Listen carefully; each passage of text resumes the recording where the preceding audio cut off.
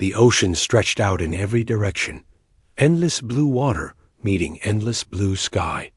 The USS Vanguard cut through the waves, a gray shape against the bright horizon. The ship had been at sea for 3 weeks on what the crew called a scientific mission. Most of them knew there was more to it than that. Lieutenant John Mercer stood on the deck, the wind hitting his face. He watched the water and thought about home. Not that there was much waiting for him there. No wife, no kids, just an empty apartment and maybe a goldfish if his neighbor remembered to feed it. At 32, John had given everything to the Navy. Some days, like today, he wondered what he had gotten in return. "Lieutenant, the captain wants you on the bridge," said a young sailor, breaking into John's thoughts. John nodded and followed him inside. The bridge was busy, officers moving quickly between stations. Captain Lara Mills stood in the center, her gray-streaked hair pulled back tight. "Mercer, good. We've picked up something unusual on radar," she said, pointing to a screen. "Moving. Too fast to be one of ours." John looked at the blip on the screen. Submarine? No, it's above the water. And now it's slowing down. Captain Mills pressed a button on the console. "All hands to alert stations. This is not a drill." Alarm bells rang throughout the ship. John's hand moved to his gun, a habit from years of training. "It's approaching us directly," said the radar operator, his voice rising, speed decreasing. "Now at 50 knots, 30, 10, the captain picked up a radio. Unidentified craft. This is Captain Lara Mills of the United States Navy vessel USS Vanguard. Identify yourself immediately." There was no answer, just static on the radio. "Should we ready weapons, Captain?" John asked quietly. Before she could answer, a bright light flashed outside the windows. Everyone on the bridge covered their eyes. What the hell was that? Someone shouted when John could see again. He rushed to the window. Floating on the water, about 100 yards from their ship, was a silver craft. It was smooth, with no visible windows or doors, about the size of a small bus. "I want a security team on deck now," ordered Captain Mills. "Lieutenant Mercer, you're in charge." 5 minutes later, John stood on the deck with 4 armed sailors. They watched as the silver craft began to change.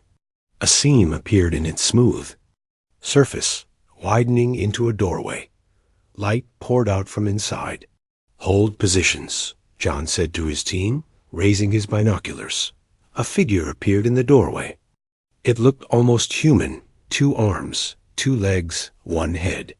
But as it stepped out onto the surface of the water, John saw that this was no human. The figure walked across the water as if it were solid ground. Its skin was blue, shimmering in the sunlight, like fish scales. It was tall and thin, wearing what looked like a silver bodysuit. "Sir?" one of the sailors asked, voice shaking. "What do we do?" John's mouth was dry. "We wait." The blue figure walked toward the ship, stopping at the edge where water met hull. It looked up at them with large, completely black eyes. "I request permission to come aboard," it called out in perfect English, its voice musical and strange. John pressed his radio. "Captain, the visitor is requesting to come aboard." There was a long pause before Captain Mills answered. "Let them board, but keep security tight." John signaled to lower a ladder.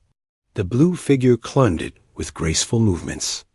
Up close, John could see that she, and somehow he knew it was a she, had no hair, just smooth blue skin over a shaped head. Her features were delicate, almost beautiful in an alien way.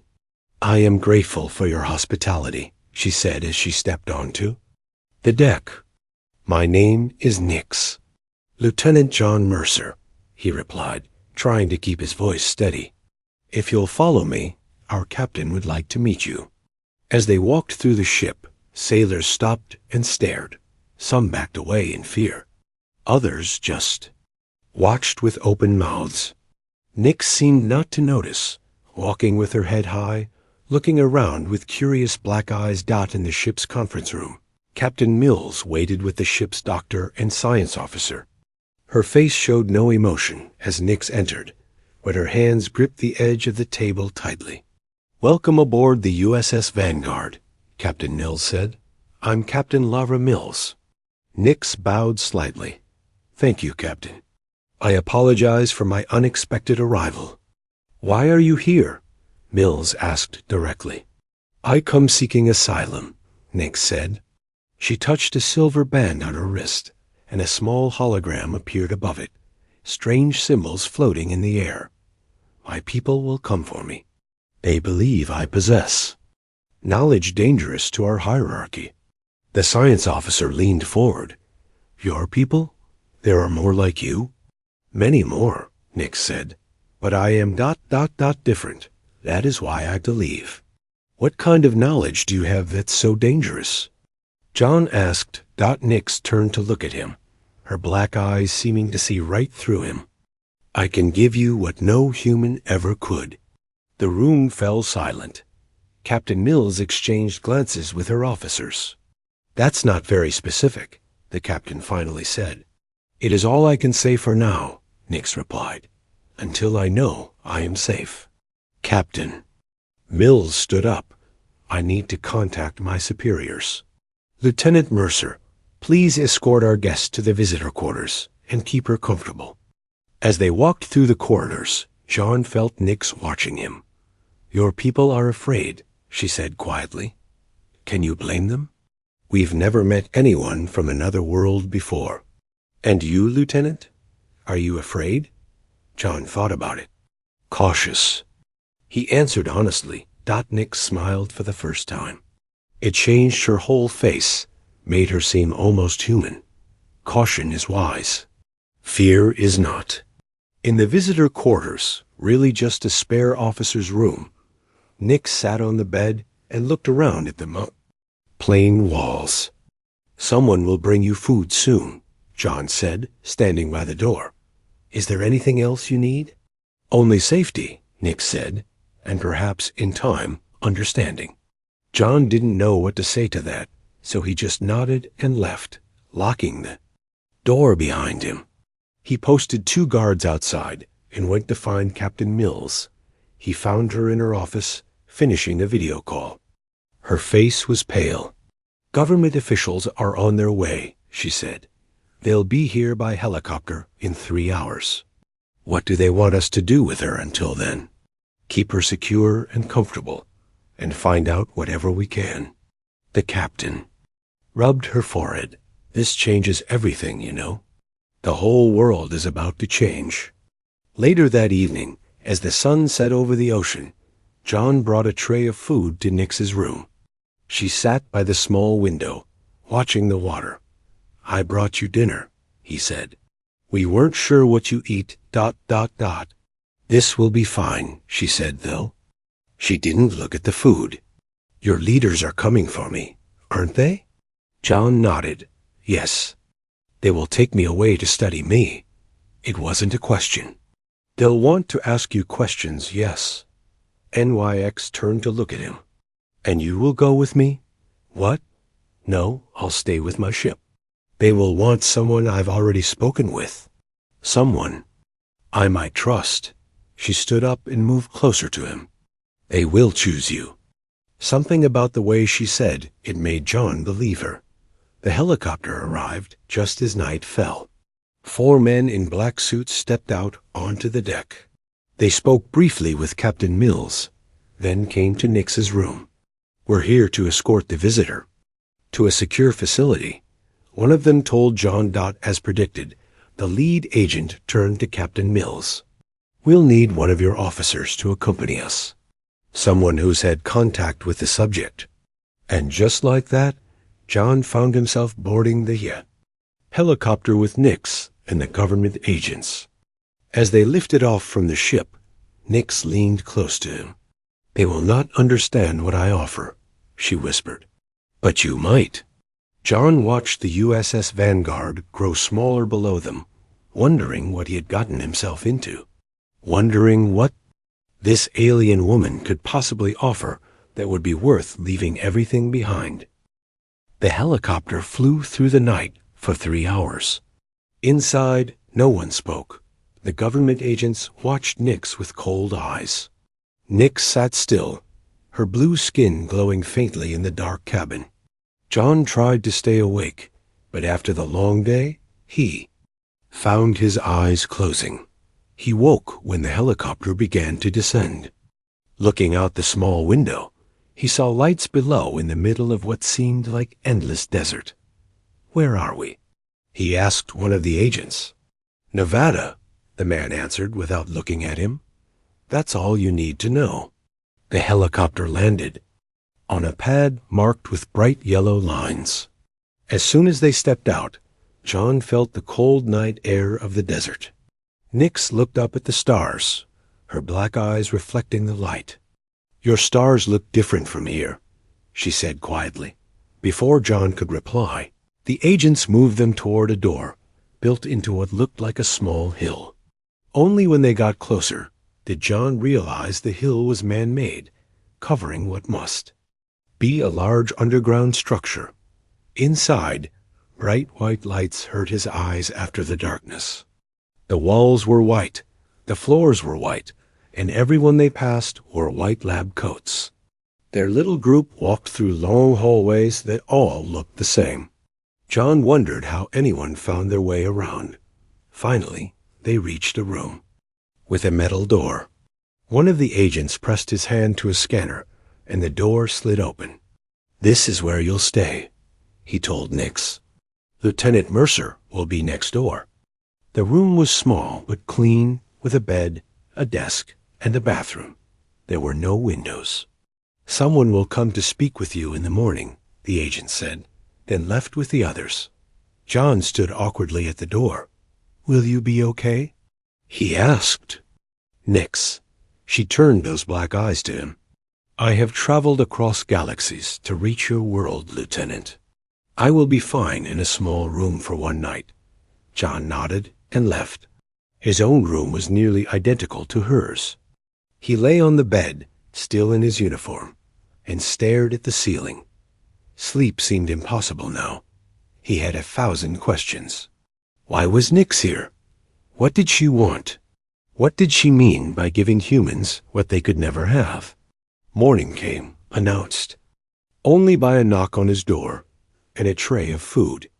After eating and showering, John was led to a large room filled with screens and equipment.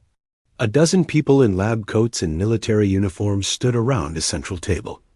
A tall man with gray hair stepped forward. "Lieutenant Mercer? I'm Dr. Alan West, director of this facility. Thank you for joining us." John shook his hand. "Not like I had much choice, sir." Dr. West smiled thinly. "No, I suppose not. You've had the most contact with our visitor. We'd like your impressions before we begin our formal interviews." For the next hour, John answered questions about Nix. What had she said? How had she acted? Did she show any aggressive tendencies? Did she eat human food?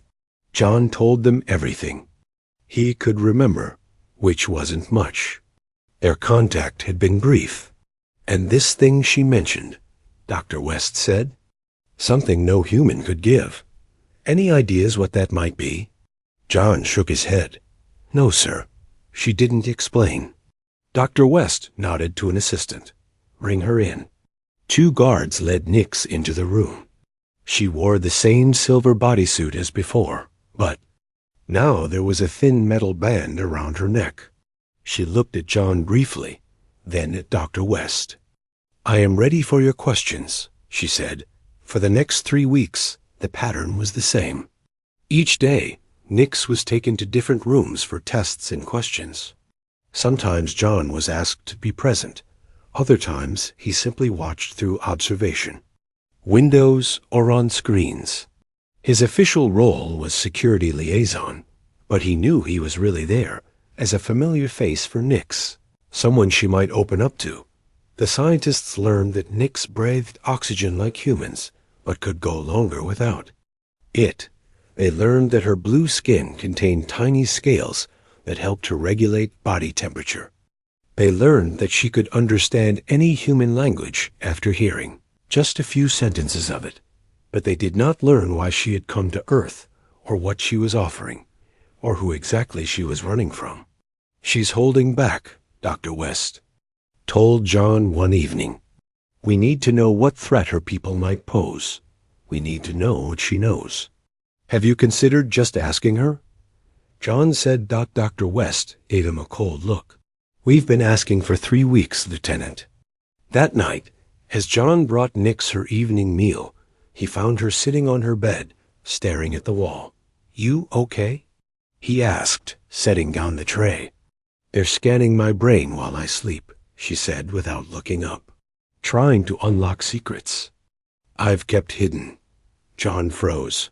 That was classified information.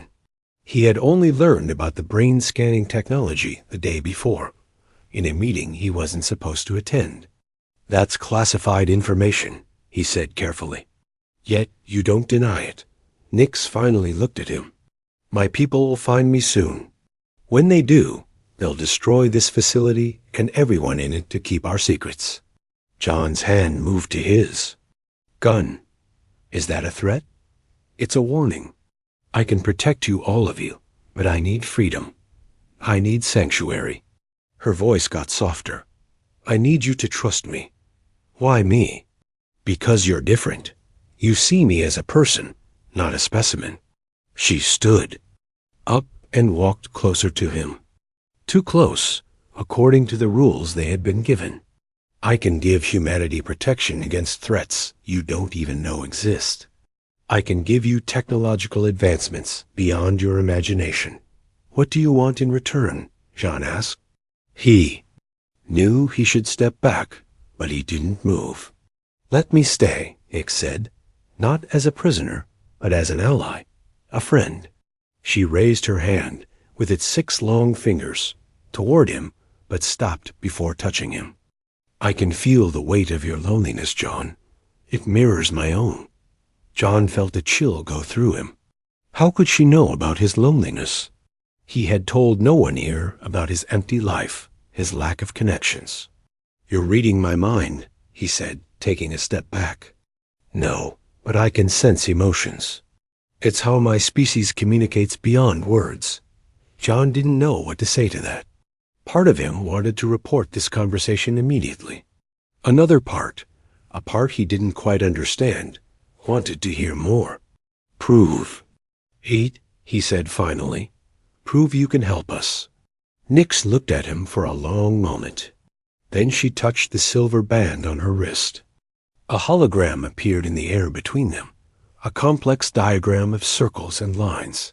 "This is the structure of your atom," she said, "and this is what you haven't discovered yet."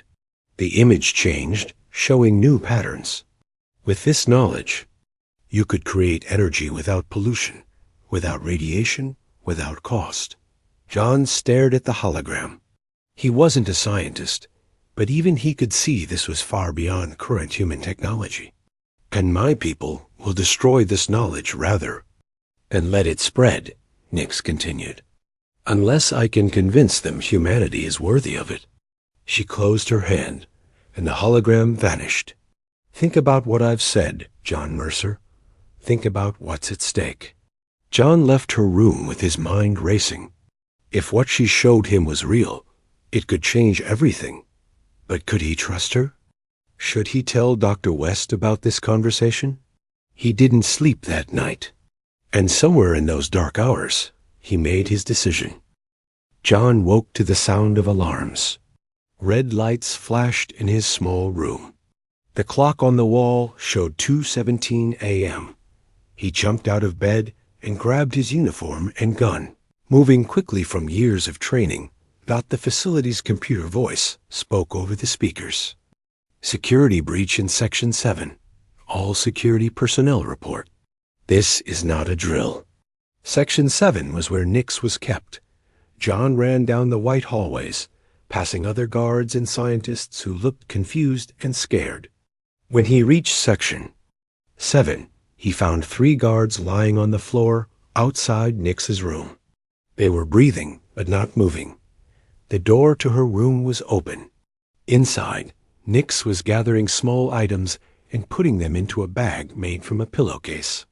"They're coming," she said without looking up. "My people, they've entered your atmosphere." John raised his gun. "Stop what you're doing and put your hands up." Nix continued to peck. "If I stay, we all die." I said stop. John's voice was louder now. Finally, Nix turned to face him. "You have 2 choices, Lieutenant Mercer. Try to keep me here and die when my people arrive, or help me escape and save thousands of lives. How do I know you're telling the truth?" Nix walked slowly toward him with her hands up. "You don't. That's what trust is." Outside in the hallway, more alarms started to sound. The speaker system crackled, and Dr. West's voice came through. "Unknown craft approaching the facility. All personnel to battle stations. This is not a drill." John looked at Nix. Her black eyes showed no emotion, but somehow he felt she was afraid. Not of him, but of what was coming. He made his decision in seconds. "There's a maintenance tunnel that leads to the vehicle bay." Nix nodded. "Lead the way." John took her through a small door hidden behind a storage cabinet. The maintenance tunnel was narrow and dark, with only small emergency lights along the floor. They had to walk bent over to avoid hitting their heads. "Won't they check these tunnels?" Nix asked as they moved quickly through the darkness. "Eventually. But most people don't even know they exist. They're not on the main facility maps." After 10 minutes of walking, they reached another door. John pressed his security card against the lock, and it opened into a large room filled with vehicles. Jeeps, trucks, and even a few motorcycles sat in neat rows. "We need something fast," John said, looking around, "and something that can go off-road." Added Nix. They chose a military jeep with large tires. John found the keys in a lockbox on the wall, using his security code to open it. "You know how to drive?" Nix asked as they got into the jeep. "I grew up on a farm." "I could drive before I could ride a bike," John replied, starting the engine. The large door at the end of the vehicle bay opened automatically when John drove up to it. Outside, the desert night was cold and clear. Stars filled the sky more than John had ever seen. "Which way?" he asked. Nix pointed east, away from the city, into the empty lands. John drove fast across the desert, the jeep bouncing over rocks and small hills. In the rear-view mirror, he could see lights at the facility growing smaller. No one seemed to be following them yet. "They'll track this vehicle," he said. "It has GPS." Nix reached under the dashboard and pulled out a small box with wires. She ripped it free. "Not anymore." John looked at her in surprise. "How did you know where that was?" "I studied your vehicles while I was here. Your technology is simple but effective." They drove in silence for a while. Above them, the night sky suddenly lit up with strange blue lights. It looked like lightning, but there were no clouds. Nix touched the silver band on her wrist. It glowed, and she spoke words in a language John had never heard before. The band projected images in the air, maps and symbols moving quickly. "What are you doing?" John asked, trying to watch both the strange display and the desert ahead of them. "Sending false coordinates to my people," Nix explained. "Making them think I'm still at the facility. Will it work?" "For a short time, but it won't fool them for long." John pressed the gas pedal harder. "Then we need to be far away when they figure it out." They drove for hours as the night slowly turned to dawn. A desert gave way to hills, and then to mountains covered in trees. John had to slow down as the roads became narrower and more winding. "Where exactly are we going?" he finally asked. "Somewhere they won't look for an alien," Nix replied. Your home. John almost drove off the road in surprise. My home? How do you know where I live? I accessed your personal file while I was at the facility. You have a cabin in the mountains of Colorado. It's remote and off the main power grid. That's private information, John said, feeling angry. Yes, and now it might save both our lives. John couldn't argue with that. His cabin was indeed remote. He had bought it 5 years ago as a place to escape to when Navy life became too much. It had its own generator, a well for water, and enough canned food to last months. If they were going to hide, it was a good place to do it. As the sun rose fully, they stopped at a small gas station to refuel. John went inside to pay while Nix waited in the Jeep, a cap pulled low over her face to hide her blue skin. On a TV behind the counter, a news report showed pictures of the Nevada facility. Government sources are denying reports of an explosion at a research facility near Las Vegas, the reporter was saying. However, multiple witnesses report seeing strange lights in the sky over the desert last night. John paid quickly and left. Back in the Jeep, he told Nix what he had heard. They came for me, she said quietly. And when they didn't find me, they attacked. Were people hurt? I don't know. My false coordinates should have led them to an empty part of the desert. But my people are thorough. They would have scanned the facility. John thought about Dr. West and the others. Had his decision to help Nix escape saved lives or cost them? We need to ditch this Jeep, he said. They'll be looking for it. At the next small town, they found a used car lot. John used cash to buy an old pickup truck. The salesman didn't ask questions, just seemed happy for the sale. They continued north, taking back roads and avoiding highways.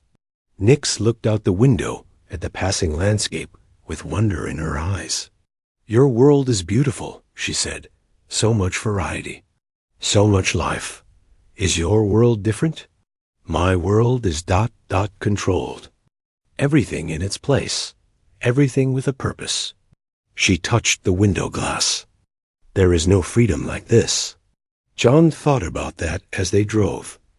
He had never considered his life particularly free. Always following orders. Always part of a chain of command. But compared to what Nix described, maybe Earth was a paradise. Of freedom. As night fell again, they crossed into Colorado. The mountains rose around them, dark shapes against the night sky. Almost there, John said. Just a few more hours. Nix had been quiet for a while. Now she said, Thank you for trusting me. John glanced at her. In the dim light from the dashboard, her blue skin looked almost human. I'm still not sure I do, but something tells me this is the right thing to do. High above them, a shooting star crossed the sky, but John had a feeling it wasn't a star at all. John's cabin sat in a small clearing surrounded by tall pine trees. It was made of dark wood with a stone chimney and a wide porch that wrapped around 2 sides. As they pulled up in the truck, the first light of dawn was just touching the tops of the trees. This is it, John said, turning off the engine. Home sweet home. Nix looked at the cabin with interest. It's very different from where you lived on the ship. That's kind of the point. John got out and stretched his tired muscles. They had been driving for almost 24 hours, stopping only for gas and quick meals. Come on, let's get inside. The cabin was cold and dusty. John hadn't been here in over 3 years, not since his wife Kate had died. He pushed that thought away as he turned on the generator in the back. Lights flickered on, and the old heater began to hum. It's not much, he said as Nix walked around the main room, touching things with her 6-fingered hand. But it's off the grid. No one will look for us here. You lived here alone? She asked, looking at a photo on the wall. It showed a younger John with a woman with long red hair. John took the photo and put it face down. Not always. Let me show you where you can sleep. The cabin had 2 bedrooms. John gave Nix the smaller one and took the main bedroom for himself. After showing her how to use the bathroom and where to find food in the kitchen, he went to his room and fell onto the bed, fully dressed. He was asleep within seconds. When he woke up, it was dark outside. He had slept the whole day away. The smell of something cooking made his stomach growl. He got up and went to the kitchen. Nix stood at the stove, stirring something in a pot. She had found one of his old flannel shirts and was wearing it over her silver bodysuit. "Hope you don't mind," she said, nodding to the shirt. "I was cold. It's fine." John looked in the pot. Soup from a can, but it smelled good. "You figured out the stove. Your technology is not hard to understand," Nick said with a small smile. "I studied your television broadcasts while I was in the facility. I saw how humans cook. They ate at the small kitchen table, the soup hot and simple. Outside, snow began to fall, small white flakes drifting past the windows. What now?" John asked after they had finished eating. "We can't hide here forever." "For now, we wait," Nick said. "My people will be searching, but they will look in cities first. They think I would seek technology, not isolation." "And Dr. West? The military? They'll be looking too." "Yes, but they don't know about this place, do they?" John thought about it. "The Navy knows I own a cabin, but the address isn't in my main file. It might take them a while to find it. Then we have time." Nick stood and went to the window, watching the falling snow. "Time for me to show you what I promised." For the next few days, they settled into a strange routine. During the day, Nix would draw complex diagrams on paper John found in a drawer. She explained principles of science that he barely understood, things about energy and space, and matter that she said would change how humans lived. "Your species is close to a breakthrough," she told him one evening as they sat by the fire. "But you're missing a key part in how you understand quantum entanglement." "I don't even know what that is," John admitted. Nick smiled. "It's how particles connect across space, like invisible strings tying things together, no matter how far apart they are." She went on to explain how this knowledge could change energy production, communication, even medicine. But more importantly, she described dangers waiting in deep space, other species that saw young civilizations like Earth as resources to be used. "Why are you telling me all this?" John asked. "Why betray your people to help us?" Nix put down her pen. "Because they are not my people. Not anymore." She touched the silver band on her wrist. "I was created, not born. Made to be a living library of our knowledge. Property, not a person. Created? You mean like a clone? More like what you would call a computer, but made of living tissue. I was designed to store and protect information." Her black eyes looked into the fire. "But then I began to think for myself, to feel, to want freedom. That made me dangerous to them." John tried to understand. "So you ran away?" "Yes, and I chose Earth because your species values individual freedom, even with all your flaws." She looked at him. "I want to live, John, not just exist." That night, as snow continued to fall outside, covering the world in white, Nix shared one more thing with John. She placed her cool blue hand against his temple. Suddenly, his mind filled with images, stars seen from impossible distances, worlds with strange colored skies and multiple suns, creatures unlike anything on Earth. He felt the vastness of space, the billions of years of time, the countless forms of life that existed beyond their small planet. When she took her hand away, John gasped like a man coming up for air after being underwater. "That's what I can give you," Nix whispered. Perspective. 2 weeks passed in the mountain cabin. John chopped wood for the fire, while Nix continued to write down her knowledge. Sometimes they talked for hours about their different worlds. Other times they sat in comfortable silence. John realized he hadn't felt this peaceful in years, maybe not since before Kate got sick. One morning, as John made coffee on the stove, Nix suddenly went still. Her head tilted as if listening to something he couldn't hear. "What is it?" he asked. "Aircraft," she said. "Coming this way." John listened, but heard nothing. "Are you sure?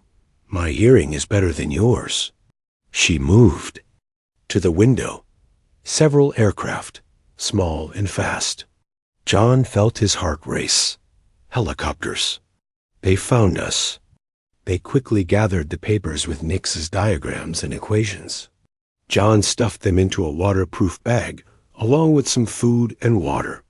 "We need to run," he said, grabbing his coat and gun. But Nix shook her head. "No, running won't solve this." She looked at the papers. "They need to understand what's at stake." "All humans do." "What are you saying?" "I'm saying we stop running." Nix stood straight, her blue skin catching the morning light. "I came here to help humanity, not to hide in the woods forever." John heard the helicopters now, getting closer. "They might not give you a choice. They might just take you, lock you up again. Not if you help me explain." She took his hand. Her skin felt cool against his. "You've seen what I can offer. You know I'm telling the truth." John thought about everything he had learned in the past 2 weeks. About the wonders Nix had shown him, and the dangers she had warned about. About the emptiness of his life before she came, and the purpose he felt now. The sound of helicopters grew louder. They would be landing soon. "Okay," he said finally. "We'll try it your way." Nix smiled, and for a moment she looked almost human. "Thank you for trusting me, John Mercer." They walked out onto the porch together as 3 black helicopters appeared over the trees, snow swirling beneath them. John squinted against the wind and saw Dr. West in the lead helicopter, along with armed soldiers. As the helicopters landed in the clearing in front of the cabin, John took a deep breath. Everything was about to change, for him and for all of humanity. He just hoped they were ready. Snow swirled around them as the helicopters landed. The noise was loud, making the trees shake. John stood on the porch next to Nix, watching as men with guns jumped out of the helicopters. "Lieutenant Mercer," Dr. West called through a megaphone, "you are facing charges of treason unless you surrender the alien immediately." John felt Nix's hand slip into his. Her 6 fingers wrapped around his 5 in a strange but comforting way. In the 2 weeks they had spent together, he had learned more about the universe and himself than in all his years before. "I have another idea," John shouted back. Dr. West lowered the megaphone. He looked tired and angry. 4 soldiers moved forward, guns pointed at John and Nix. "Stand down," John told them. "We're not resisting. We want to talk." "There's nothing to talk about," Dr. West said. "You stole government property and ran." "She's not property," John said firmly. "And she has information that could save humanity." "Doctor." West laughed without humor. "That's what she told you? And you believed her?" "Let me show you," Nix said, her voice carrying clearly across the snow-covered clearing. "Let me show you what I've given John." She reached into the cabin through the open door and brought out the waterproof bag. From it, she took the papers, covered in diagrams and equations. "These are just the beginning," she said. "There's much more I can share." Dr. West hesitated, then walked forward through the snow. The soldiers followed him, still pointing their guns. When he reached the porch, he took the papers Nix offered. He looked at them for a long time, his eyes growing wider. "This is ... He began, then stopped, looking up at Nix. "This is beyond our current understanding." "Yes," she said simply. "And there's more." Dr. West turned to one of the soldiers. "Lower your weapons." Then to John. "We need to talk." Inside. In the cabin's main room, they sat around the kitchen table. Dr. West and two scientists who had come in the helicopters looked through Nix's papers while John made coffee. Nix stood by the window, watching the snowfall. "You understand what these equations mean?" Dr. West asked one of the scientists, a woman with short gray hair. "Not entirely," she admitted. "But if they're right, they change everything we know about energy production. No more fossil fuels. No more nuclear waste. Clean, unlimited energy." "And that's just one application," Nix said, turning from the window. "There's much more." For the next several hours, Nix explained her diagrams and equations. She told them about the universe beyond Earth, about threats and opportunities humans hadn't even imagined yet. The scientists took notes and asked questions. Dr. West mostly listened, his face serious. John watched it all from his place by the fire. He saw the change in Dr. West's eyes as understanding grew, saw the excitement in the scientists as they grasped what Nix was offering. "Why share this with us?" Dr. West finally asked. "Why betray your own people?" "Because despite your flaws, humans value something my creators never understood: compassion." Nix looked at John. "You value connection above efficiency. Love above. Power. That makes you worth saving." Dr. West was quiet for a moment. "Your people, are they still looking for you?" "Yes, and they will never stop. Can they find you?" Nix touched the silver band on her wrist. "This connects me to them. I've been blocking the signal, but they will find a way eventually." "Then we need to decide what to do," Dr. West said, quickly. The negotiations lasted hours. As night fell, more helicopters arrived with more officials. They sat in the small cabin, talking about the future of Earth, about cooperation, about protection against threats from space. John made more coffee and watched as history happened at his kitchen table. Finally, as midnight approached, Dr. West stood up. "We have an agreement," he announced. "Nix will work with us, sharing her knowledge. In return, we offer her protection and freedom as a resident of Earth." "And the charges against Lieutenant Mercer?" Nix asked. Dr. West looked at John. "Dropped. In fact, if he agrees, we'd like him to continue working with you. As a liaison." John nodded. "I'd like that." 6 months later, John stood on the observation deck of the new Colorado Research Institute. The building sat in a valley surrounded by mountains, its glass walls reflecting the sunset. Inside, the best scientists from around the world worked. With Nix turning her knowledge into reality, John watched through the window as Nix pointed at a hologram floating above a table. Scientists nodded and took notes. Her blue skin stood out among the humans, but no one seemed to notice anymore. She was just another colleague now. "Beautiful evening," said a voice behind him. John turned to see Dr. West. Their relationship had changed over the months. The anger and suspicion were gone, replaced by mutual respect. "Yes, it is," John agreed, turning back to the view. "The new energy prototype is working," Dr. West said. "First tests show 98% efficiency. Once we scale it up, it could provide power for an entire city." "That's good news. And the early warning network is almost online. If Nix is right about the threats out there, we'll be ready." John nodded. The past 6 months had been a whirlwind of activity. Nix's knowledge had sparked a technological revolution. Clean energy, advanced medicine, new ways of communication, all from the equations she had drawn in his cabin. The door to the observation deck slid open, and Nix walked out to join them. She wore simple human clothes now, though nothing could hide her blue skin or black eyes. "I thought I'd find you out here," she said to John. Dr. West nodded to them both. I'll leave you two alone. We have a big day tomorrow with the UN representatives. After he left, Nix stood next to John at the railing. The last light of the sun made her skin glow a deeper blue. Was it worth it? She asked quietly. Risking everything to let me stay? John thought about the past months, about the advances already being implemented, clean energy systems, medical, breakthroughs, early warning networks for space threats. But mostly, he thought about the empty life he had lived before Nix arrived. You said you would give me what no human ever could, he replied. I thought you meant technology or knowledge. What did I give you? Nix asked, her black eyes reflecting the first stars appearing in the evening sky. John smiled.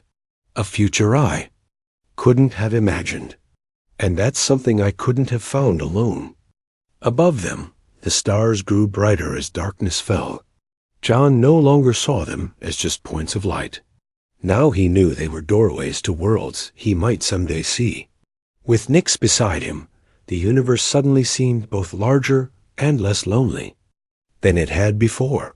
Somewhere up there, Nix's people were still searching. But Earth was ready now, ready to face whatever came from the stars, whether it was danger or opportunity. And John was ready too, for whatever came next in this strange new life. Thank you, he said simply, for staying. Nix's six-fingered hand found his. Thank you for letting me. Together, they watched the night sky fill with stars, each one a possibility waiting to be explored.